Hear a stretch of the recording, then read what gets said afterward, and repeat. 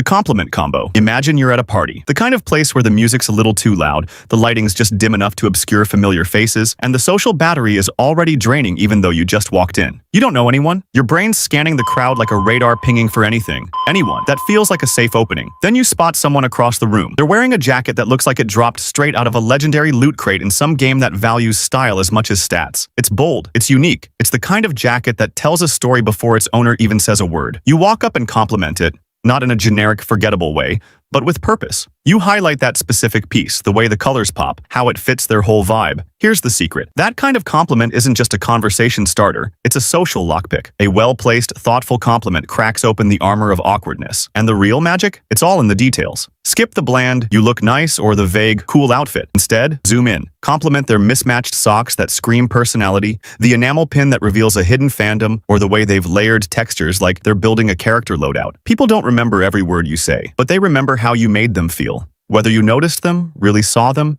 and gave them a moment to shine. That's what a great compliment does. It gives someone a split second of feeling known. The name drop resurrection. You're introduced to someone new. They tell you their name, you nod, maybe smile, acknowledge it politely, and then just like that, it's gone, lost to the abyss. Your brain deletes it with the same speed it clears browser history when it's trying to protect your dignity. It's not even personal. It just happens, over and over again. Here's the fix. It's deceptively simple and wildly effective. Use their name immediately. Find a natural moment to work it in. When they mention their hobby, their work, or something they're passionate about, speak their name like you're hanging a lantern on it, lighting it up in your memory palace. What this does, beyond helping you remember, is something deeper. It makes the other person feel like they've just been elevated, like they've moved from background extra to featured character. We're all wired to respond to our own name. It cuts through noise, activates our attention like a ping on a personal radar. And when someone uses your name genuinely, early in the conversation, it feels intentional, respectful, personal. But remember, balance is key. Use it naturally, sparingly. Too much and it starts to sound like a sales pitch. Just enough, and it tells someone, you're not just another face in the crowd. You matter enough for me to remember who you are. The mirror move. There you are, mid-conversation, facing someone whose energy is wildly different from yours. They're either all caps and caffeine, or they're speaking so softly and slowly it feels like you're in a nature documentary, narrated by fog. You're not sure how to meet them in the middle, or if there is a middle. It's like tuning into a radio station that's playing static and trying to figure out the song. That's where the mirror move comes in. It's not about copying or parroting. It's about syncing. You adjust your rhythm to theirs.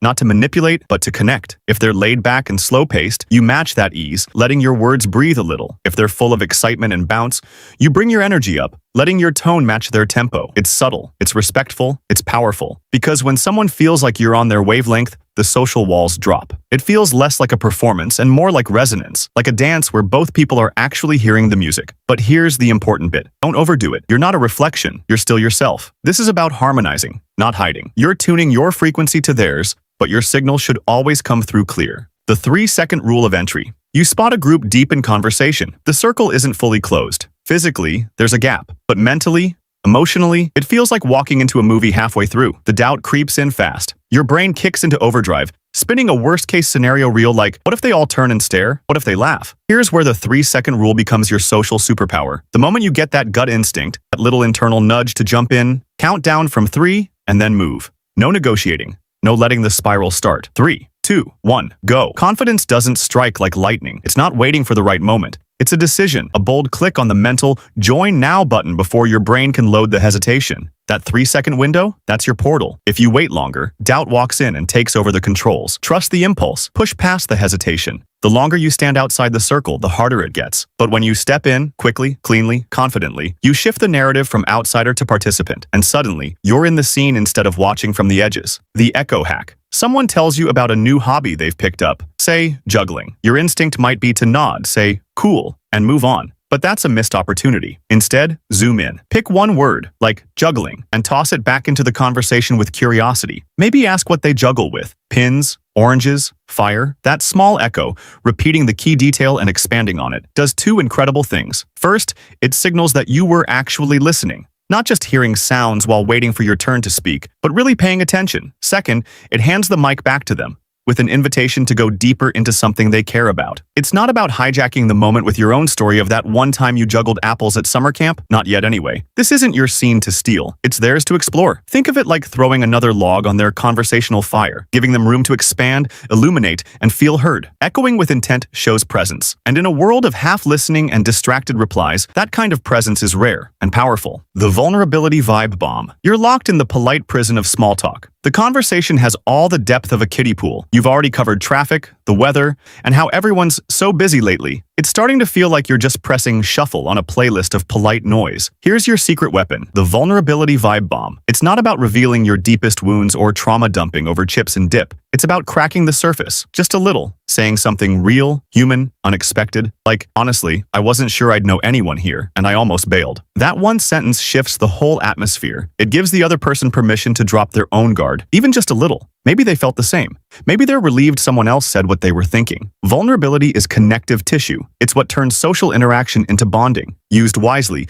it deepens the conversation instantly. Just remember, it's not a floodgate, it's a spark. Share something small, honest, and human. That spark can light up a real connection. The exit portal. You're deep in a conversation you didn't sign up for. Someone's walking you through the multi-generational lore of their kombucha startup, and you're trapped. Your social stamina bar is flashing red. You need out, but without ghosting or looking rude. Here's your escape sequence. Craft a gentle but firm exit. Something like, I'm gonna go grab a drink, check in on a friend, hit the restroom, but it was great talking to you. It's clean, respectful, gives closure without over-explaining. Social energy is a resource. You've got a limited budget, and spending it wisely means knowing when to step away. It's not about being dismissive, it's about pacing yourself. The best exits leave no hard feelings. They offer a graceful fade, not a hard cut. Mastering the exit is just as important as mastering the intro. It keeps you in control of your time, your vibe, and your boundaries. The callback connection. You had a brief conversation with someone weeks ago. It wasn't earth-shattering, just a light moment where they mentioned their love for frogs. Maybe it was a passing comment. Maybe they had a frog tattoo or used a frog emoji in their handle. The kind of detail most people would forget. But today, you remember, and you send them a frog meme. No explanation, no fanfare. Just a simple callback. And it lands. Why? Because in that moment, you've done something most people don't. You remembered. You paid attention. You saved their tiny detail like it mattered. And now you've brought it back, like a secret handshake only the two of you know. Callbacks are conversational spells. They say, I heard you. I remembered. You left a mark. They're not about the frog. They're about the connection, the invisible thread that turns passing interactions into lasting impressions. Bonus hack. The curiosity catalyst. You're mid-convo, and things are starting to dip into autopilot. They're telling you about their job, their weekend, something vaguely interesting, but delivered with that polite, just keeping the social gears turning tone. Most people would nod, smile, let the topic drift into oblivion. But not you. You've got a secret weapon. Intentional curiosity. Here's the move. Listen for the thread that isn't being pulled. The part of their sentence that feels like a door they walked past but didn't open. Maybe they said they were working on something new, or that their weekend was kinda wild. That's your moment. That's the thread. Pull it. Gently, with interest. Ask, what was wild about it? Or, what kind of project? Not interrogating. Just opening the window a little wider. Curiosity, when genuine, is magnetic. It signals that you're not just passing time, you actually want to know more. And when someone feels like you're truly interested in their world, they light up, they drop the mask, the conversation deepens. The key is to be curious about them, not just the facts. Ask about the why, the how, the feeling behind the surface. What made them start? What surprised them? What's the best part? These questions don't just keep the talk going. They turn it into something meaningful. And the best part? You don't have to be the most interesting person in the room. Just be the most interested. That's how real conversations start, and how unforgettable ones happen.